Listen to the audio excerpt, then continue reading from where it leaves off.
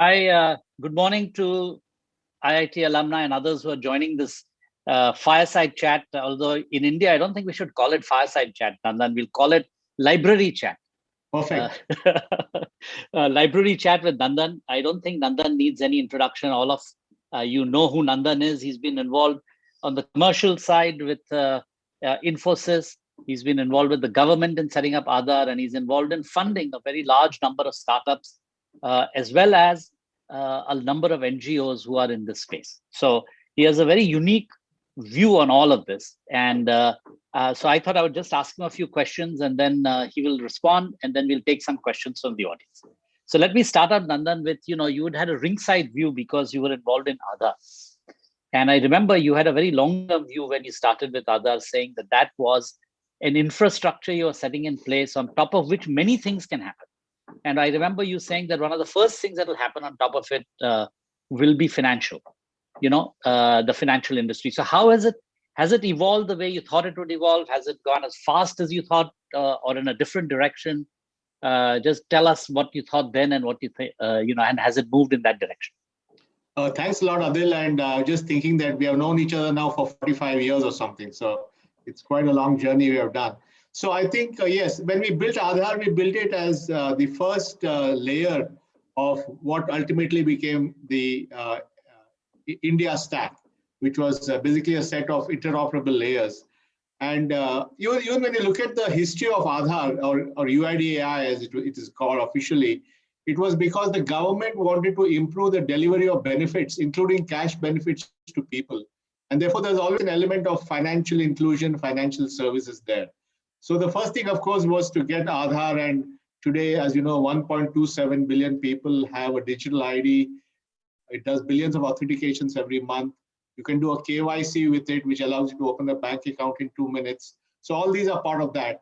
But importantly, we linked the Aadhaar to the bank account and created the direct benefit plan. So that was the sort of the most compelling app for Aadhaar, was how do we use it to deliver benefits? And today, India runs the world's largest cash transfer program, and billions of dollars, hundreds and thousands of crores has gone into people's accounts directly in real time using the Aadhaar payment bridge. And during the pandemic, this became very useful because government could transfer money to people's accounts. More than 100 million people got money into their accounts in pretty much real time. And at the other end, we had built another infrastructure called Aadhaar-enabled payment system, which allowed people to withdraw money using the Aadhaar number in a biometric authentication. So people could go to a neighborhood Kirana store who had a business correspondent and withdraw money. So yes, I would say that the first thing was creating identity and creating an Aadhaar-enabled payment system to distribute benefits. So that was the sort of the beginning salvo of this journey.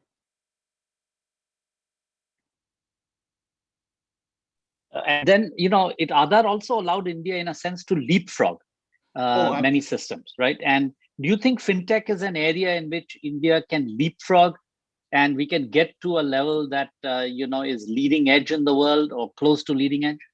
Oh, I would say we're already there in many ways. I mean, one is digital identity with Aadhaar gave us the ability to have online digital identification and authentication anytime, anywhere in real time. And that actually helped, open new bank accounts and provide services. Then the Aadhaar-enabled payment system, not many countries have such a system where you can put money into bank accounts and withdraw it using an ID. And that has been a huge part of the DBT. And tomorrow, as countries move towards universal basic income, then such systems become very, very useful. Another huge part of the infrastructure was something which I worked on or helped post my UID stint when I came back and was in Bangalore. I'm an advisor to NPCI for innovation and public policy. And about 8 years back, the key people at NPCI, Dr. Pramod Verma and myself, we thought about how payments can be transformed. And that's how we came up with the concept of UPI, or Unified Payment Interface. And it took quite a bit of time to get the idea off the ground. People were saying, why do we need all this and so on?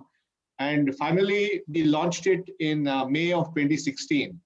Till October of 2016, the UPI was doing just 100,000 transactions a month. and then demonetization happened, and then the government realized that digital payments was the way to go. They embraced UPI. They launched the Beam UPI app, and today that platform does about 2.3 billion transactions a month. And that again is an absolutely state-of-the-art payment system. It's not a winner-take-all system. There are many banks that can interoperate. There are many distribution channels and big tech companies that can interoperate. So you have Google Pay, WhatsApp Pay, Amazon Pay, Paytm, Phone Pay, all interoperable on this platform. So this is not this kind of a payment system with a payment rail, which is a public utility, does not really exist in the new world, digital world. So yes, I think we have something to show to the world, which I think has benefits everywhere. And it's very exciting to see. And of course, there are some brilliant entrepreneurs here who have taken advantage of this. But it was also putting in place some of the infrastructure and the ecosystem that allowed all of these things to happen. So that's why I wanted to bring this out. As you look forward a little bit, I wanted to ask you a couple of things looking forward. We've talked about the past. Looking forward, what is the most exciting area of FinTech that you see that is just starting, and over the next 5-7 years, you would expect that would be an area of big place? I think that's a great question, Adil. And I think, as you said, we implemented identity and payments, and that's now on its way to massive scale. The third big thing is going to be digital lending at scale. And that is possible because of another innovation that India has led the world, which is the idea of account aggregators, which essentially is the only place in the world where individuals and small businesses can be empowered with their own data at population scale. And this is again thanks to the foresight and vision of the RBI, which has launched the account aggregator network. Now there are many, many people. So the way it works is that you're a set of guys, a set of institutions which are called financial information providers, like banks and the GST system and the GEM system and so on, which have data. And then you have a set of financial information users, like lenders or wealth management firms or personal finance firms. And in between, we have a new entity, which is called as the consent manager. We call them as account aggregators or consent managers. And so if I, as a small company, I want a loan, I can talk to my GST database and get my tax returns and invoices. I can talk to my bank and get my bank statement through my consent manager and give it to a couple of lenders who then decide whether they want to lend to me. So this ability of putting the data of individuals and small businesses into their own hands, so that you can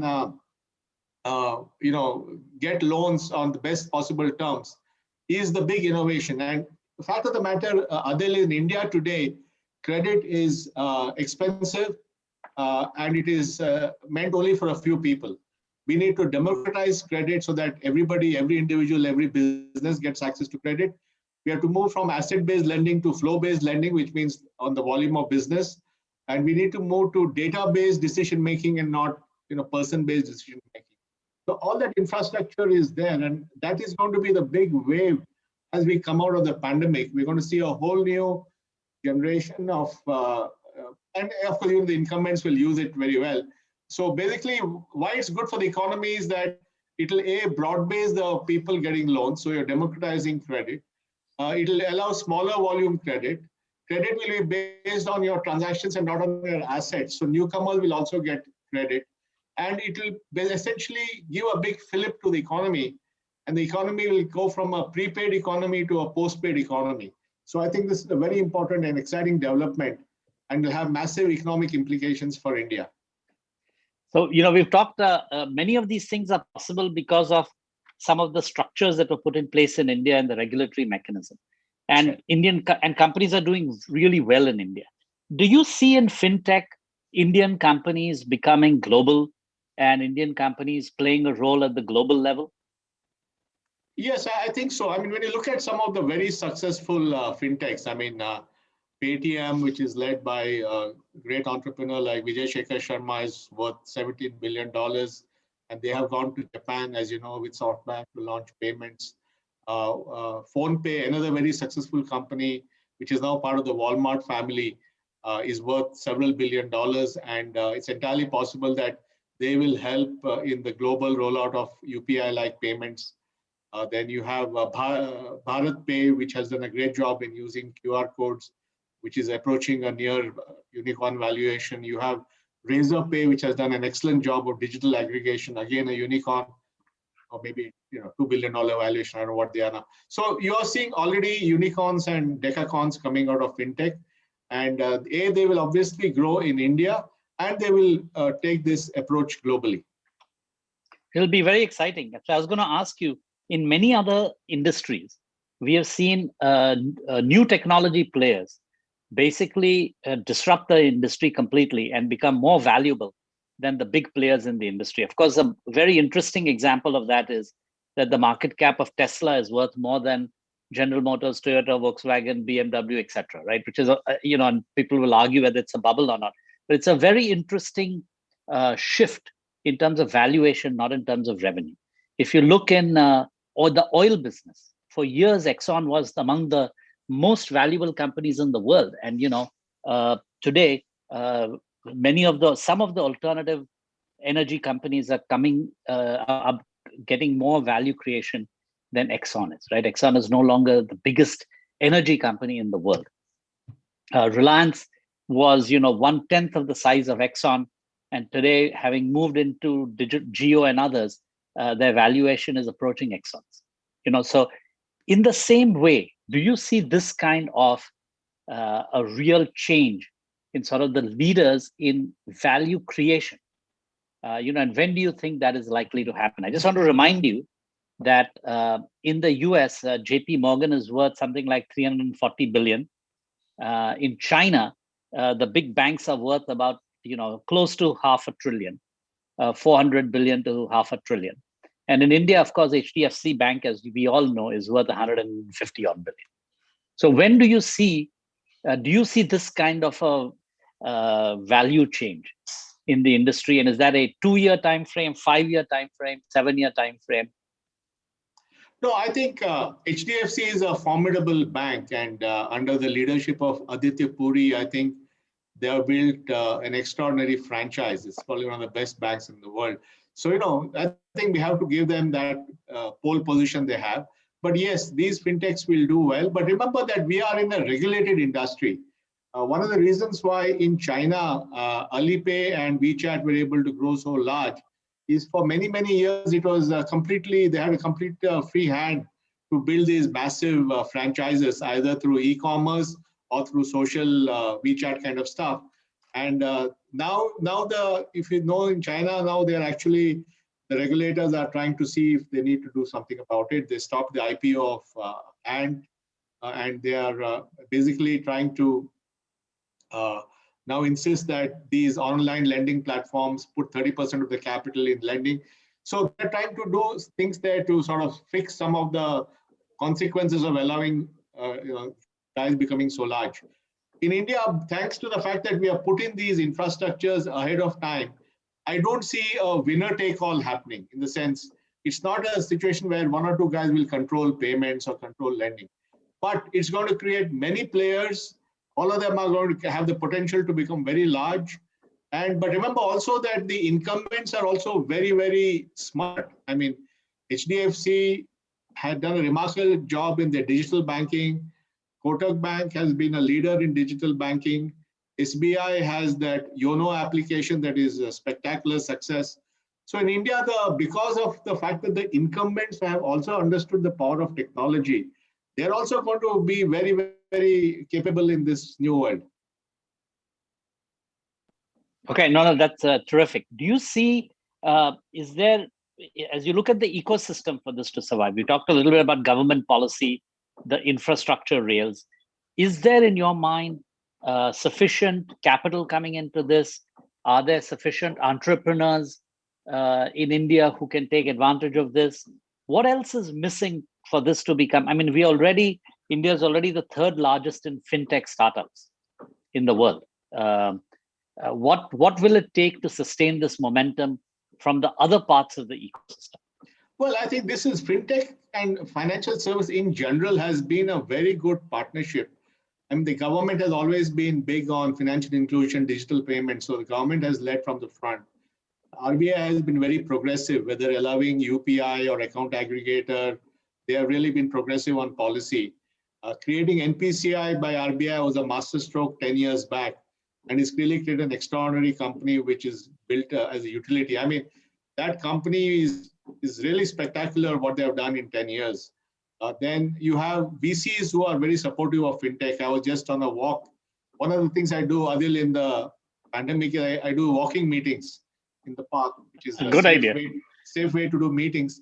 And I was walking with a young VC, and he was saying how much they're investing in FinTech and building a whole. So, and then of course, entrepreneurs. I mentioned some of them, Razorpay, PhonePe, Paytm, BharatPay, and many of them. So I think the crucible is there. And I think you are going to see massive innovation. And also there's something happening, Adil, which I call as and you know it very well from your background as a consulting person in McKinsey, is combinatorial innovation. For example, the SEBI wanted to have online applications. They had this thing called ASBA, where you could carve out some money from your bank account and it'll only get debited when you actually get the share allocation. And then they combined ASBA with UPI. So now when I apply for an IPO, I can apply and just use UPI to reserve the money. And if I get the allocation, it debits my account after that. So it suddenly makes it it's amazing for new IPOs. So that's combinatorial innovation. Or what's happening, for example, UPI has something called recurring payments. So tomorrow Netflix could set it up and say that you set up a rule that every month you pay me whatever my fees are. So you can suddenly create subscription services.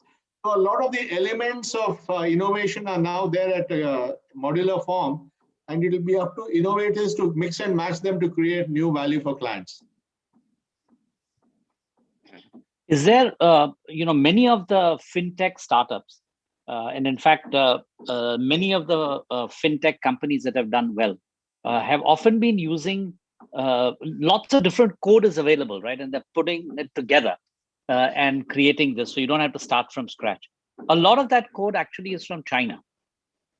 Many of these, not a lot, but quite a few of these modules are from China. And I don't mean to say, I don't want to talk about that part, but just, in the past, there was really no barriers. You got code wherever you wanted it from. You got money wherever you wanted, wherever it was available. You got people from where it was available. How is these barriers growing up between different ecosystems, between US, India, China, and others? We are seeing bizarre behavior in vaccines, as as people are behaving in a very nationalist front. Do you see that as slowing things down, affecting things, or is just another little wrinkle on the way? No. I think we have reached a point of irrevocable balkanization of the internet. And high tech.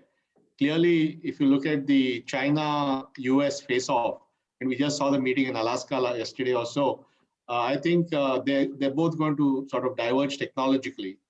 And Europe is much more regulation-oriented. So Europe's contribution has been GDPR and Digital Services Acts and so on. I think India has built what I call as an inclusive internet, thanks to all the stuff we have, Aadhaar, UPI, account aggregator. We have built a much more democratic internet where everybody can participate. So internets are going to evolve. Rules about free speech are going to evolve. Rules about fake news are going to evolve. Social media. So all this is now going to take a country flavor because it becomes so important. But on FinTech in particular, I think, yes, the companies will use a lot of open source, but a lot of open source is from global companies in the West. I've not really heard of any Chinese open source that we are using.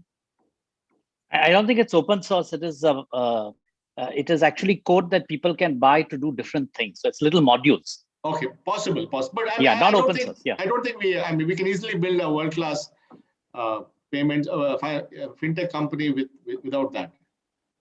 So let me ask you before we go. There's a set of questions that people have asked. In another couple of minutes, we'll go there. But just as the last question, are there any areas that are missing as we go forward, right? Where something needs to be done, or basically, there's sufficient momentum and all the pieces are coming together. Is there anything that's missing that either the government or the ecosystem or the funders or the universities or somebody has to do to keep this going? No, I think we have come a long way, but largely it's been in payments, credit, stuff that regular RBI regulates, and the second big innovation has been in the SEBI market area, like ASDA and so on. I do think we need to do a lot more in insurance. Insurance is a huge thing. We need to do a lot more in pensions. We need to do a lot more in using AI. I mean, today, AI, for example, the GST system uses AI to catch fraud. And that's been one of the reasons why GST revenues have been going up, because they built a very, very sophisticated AI system for that. So use of AI is still very low. I think there's a huge role for AI in financial services. So there's lots to be done, but it's all good stuff, which finally will, what we all want. It makes the economy more productive. It reduces transaction costs. It increases the reach so that it's more democratized. It's all good stuff which is coming out of this. So just on AI, I wanted to push you a little bit. Various studies that have been done showed that if you look at various parts of AI and machine learning, not just in FinTech, but in many others, right? China and US are way ahead of everybody, right? And India is actually quite a way behind in terms of, so is there anything, and that will affect, as you said, if AI is so central to so many businesses, including FinTech, it'll affect us, yes, right? Because others could do it a lot better. Anything that should be done so that we are improving our position in AI? Is it that you just tell all the IITs, enough of this, just do most BTechs in mathematics and AI and forget about everything else? Or what do you think needs to be done so that we get better in AI? And when we're having this conversation 3 years from now, we are better. That's a great point, Adil. And let me say that there are three things in AI. There are the algorithms, there are the people, and then there's the data. Now, the good thing about AI is algorithms are by and large available freely, because the AI has had a culture of people publishing their research and often accompanying that research with open source AI code. So frankly, today, anyone can build a very good AI algorithmic base, by and large, with a lot of open source and knowledge out there. India has tremendous talent, but you're right, we need to dramatically increase the AI output of IITs and other platforms, because I think we'll need a lot more data scientists. The key thing is going to be data. And that's where I think we are fortunate that we have these large data stores. Like the GST has amazing data, which will help you to find fraud or help in figuring out who could be a better credit risk and so on. Payments data. So India has to build a lot of data, ensure that it doesn't violate any privacy issues, but still leverage the data for good purposes. The National Digital Health Mission will end up also having a lot of anonymized data on health. I think having a data strategy is very important, because the algorithms are available all over the world, and people obviously want to create a lot of them. And a good example is the government's Bhasha program. They are investing hugely and strategically in building Indian language capability. I was just in a conversation with IT Minister Ravi Shankar Prasad and IT Secretary Ajay Sani, and there are some amazingly ambitious plans to make India self-sufficient in Indian languages. Because finally, if you want to translate from Tamil to Bengali, you want to be able to do it with our own infrastructure. So I think I agree with you. I think a lot has to be done, but I do find a lot of moves that are happening today with the government, including they're planning a thing called Airavat, which is an AI cloud. So if we can execute on all these things, I think we can be a big player in our own way. We are not going to compete with the way those two giants are going to do it, but we'll have our own way of applying it to our own needs. I'm just, thank you, Nandan, and there are quite a few questions.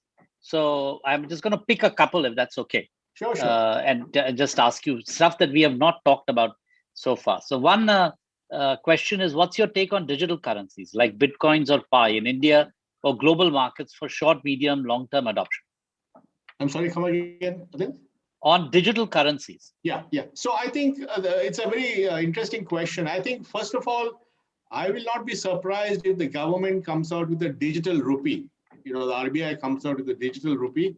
which is what is called as a central bank digital currency, CBDC. So that I think will happen in the coming years.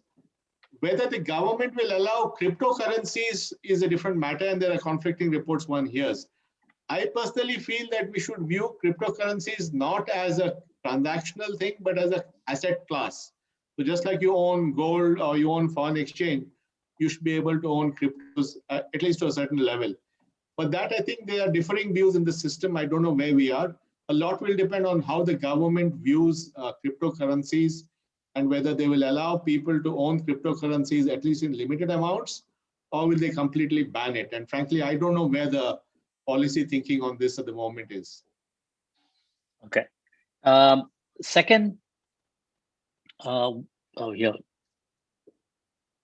It's very interesting. One very interesting question. I've never heard this asked. As a student planning in FinTech, what skills would you think we should learn?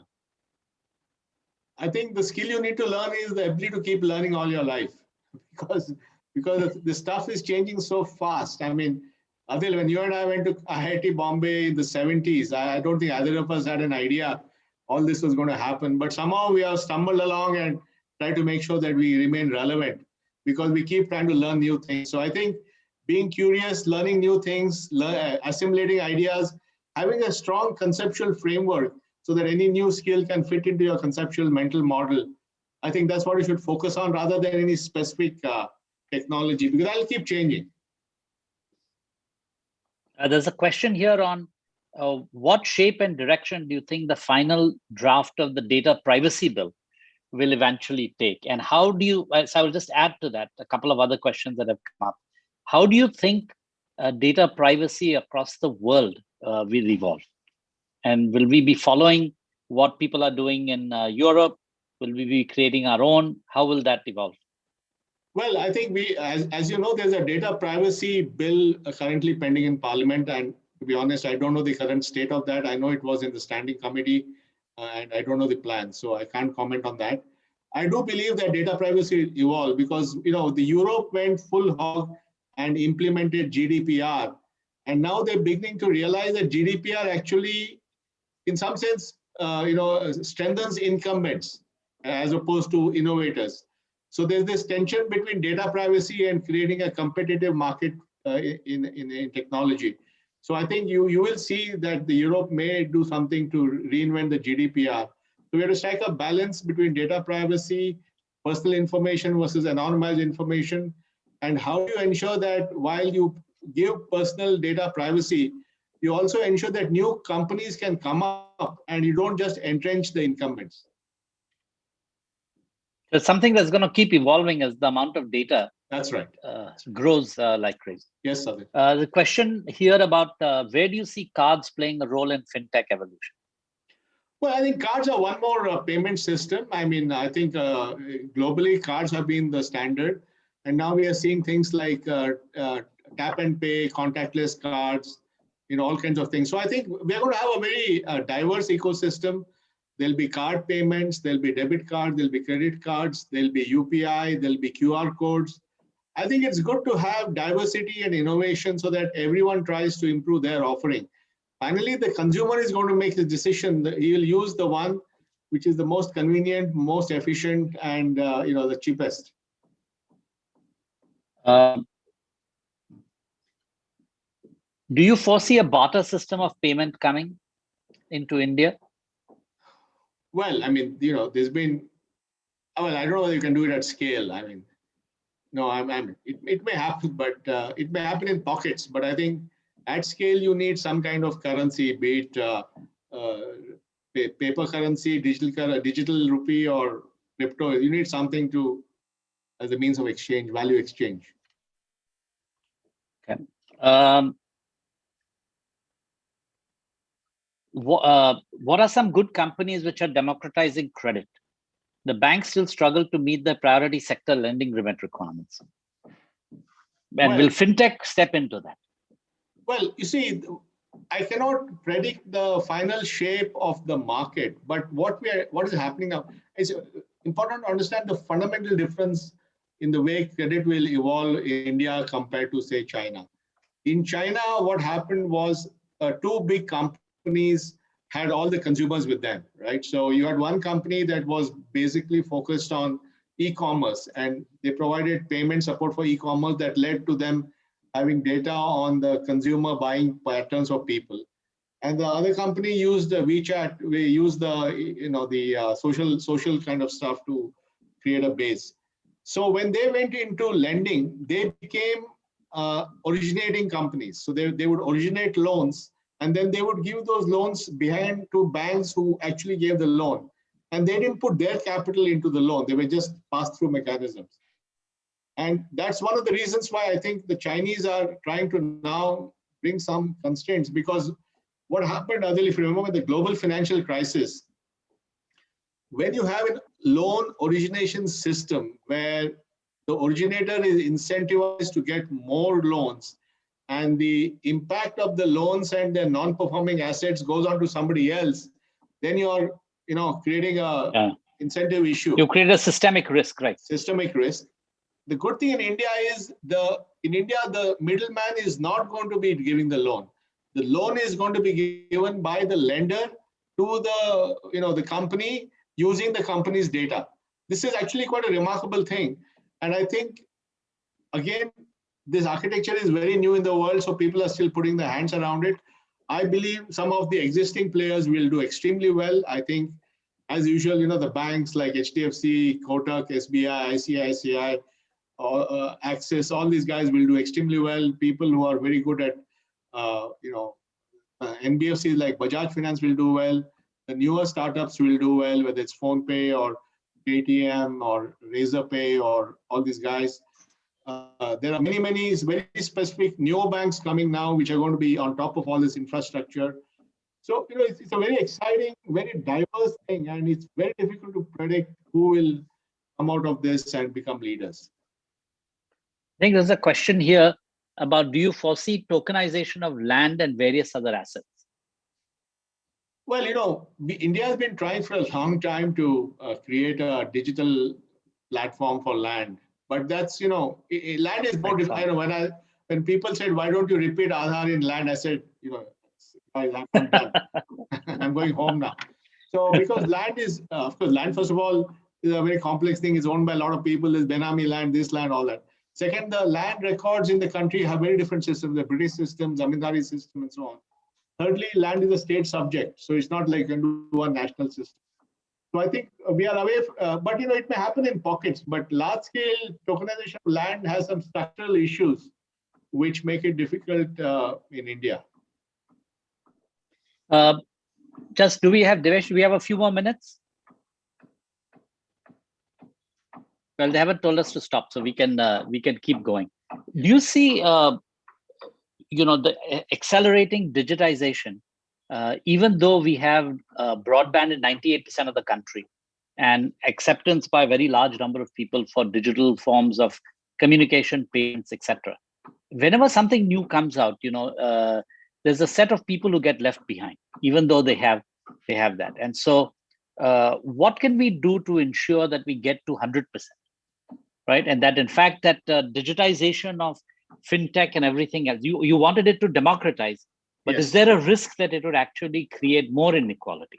Because there's a set of people who are either not literate, don't have access, et cetera, et cetera.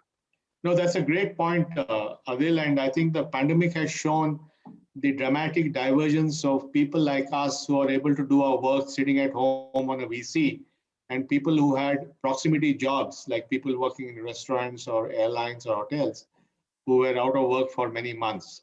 And similarly, we saw this divergence in learning, where people who had smartphones could do online learning at their homes, but those who didn't have phones could not get access to schooling. So clearly, the increased dependence on digital infrastructure for every aspect of our life has only further accentuated the disparity between those who have access and those who don't have access. So I think the message from all this is we have to double down our efforts to make everyone come onto the digital grid.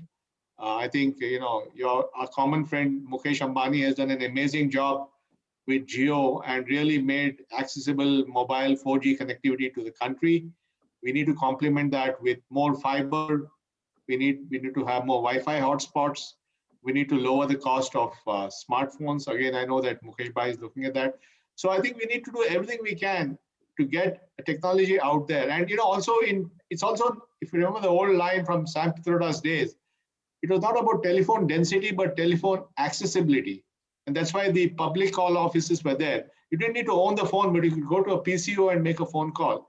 And similarly, we have to think of ways where everybody need not own the device, but everybody is a 5-minute walk from a device where they have access to a common service center or a mobile booth or whatever.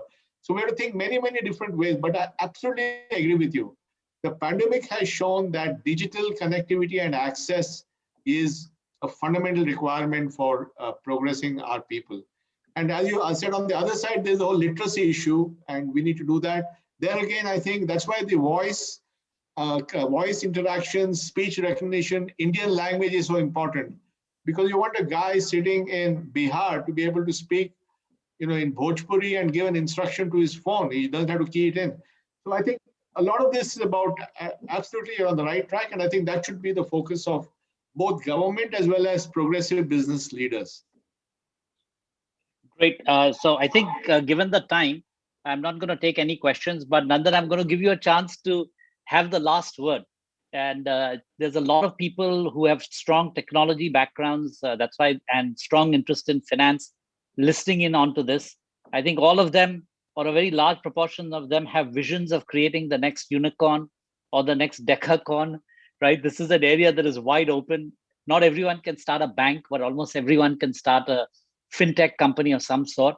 So what would be your advice to all these budding entrepreneurs and technologists who are listening to this webinar?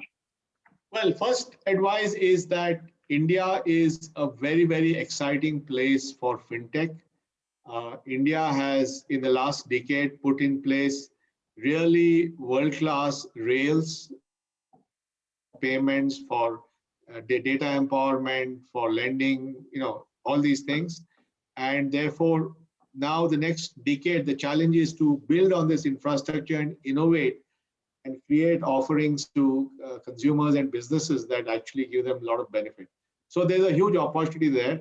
There will obviously be large players who will come in with their capital and do big things, but there's plenty of room for smaller, innovative companies that take a particular niche or a particular consumer segment and give them such superior consumer experience that people go to them. You're seeing the whole, for example, you're seeing so many of these so-called neobanks coming, who are not banks, but use banking infrastructure and go to this neobank will focus on students, this one will focus on, graduates, this one will focus on small business. So you're going to see a lot of segmentation happening like that. You're going to see a lot of API companies like Setu and all who are actually going to provide some, like Stripe does, provide all the APIs to connect all these things together. And remember that India is still an under-penetrated country for financial services. We still have a huge amount of people who don't have insurance, a huge amount of people who don't invest in mutual funds or the stock market, a huge amount of people who don't have pensions. You have the whole gig economy guys who will need access to portable insurance and pensions and unemployment as they change jobs. I mean, Adil, the sky's the limit. I mean, this is the place to be, and I'm sure many people who are listening to us are future unicorn leaders. That's terrific. Thank you, Nandan. And I hope that when we do this in a few years, they have been all very successful in this, and that our Indian companies and Indian entrepreneurs are at the lead globally. So thank you very much. Thank you for a great interview. I look forward to seeing you someday and having a scotch with you. Thank you. Thanks. Bye-bye.